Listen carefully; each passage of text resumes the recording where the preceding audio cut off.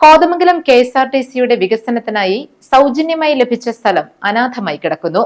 40 വർഷമാകുമ്പോഴും സ്ഥലം ഫലപ്രദമായി ഉപയോഗിക്കുന്നതിനുള്ള ചർച്ചകൾ മാത്രമാണ് നടക്കുന്നത്.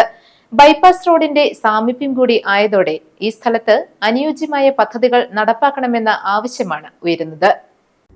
പ്രൊഫസർ പോൾ ആന്റണി പോത്താനിക്കാട്ട് 1986 ഒരേക്കറിലധികം സ്ഥലം കോതമംഗലം KSRTC ഡിപ്പോയുടെ വികസനത്തിനായി കൈമാറിയത്. ₹1 പോലും പ്രതിഫലം വാങ്ങാതെയാണ് സ്ഥലം വിട്ടു നൽകിയത്. ഡിപ്പോയുടെ വികസനത്തിന് മാത്രം ഉപയോഗിക്കണമെന്ന വ്യവസ്ഥയോടെ നൽകിയ സ്ഥലമാണ് 4 പതിറ്റാണ്ടിലെത്തിയപ്പോഴും അങ്ങനെ തന്നെ കിടക്കുന്നത്. ഡിപ്പോയോട് ചേർന്ന് തന്നെയാണ് സ്ഥലം. ഫലപ്രദമായി ഉപയോഗിക്കാനുള്ള പല നിർദ്ദേശങ്ങളും ഉയർന്നതാണെങ്കിലും ആരും ചെവിക്കൊണ്ടില്ല. എതിർപ്പുകളെ അവഗണിച്ച് സ്വകാര്യ കമ്പനിയുടെ മൊബൈൽ ടവർ സ്ഥാപിക്കാൻ ഇടം നൽകുകയും ചെയ്തു.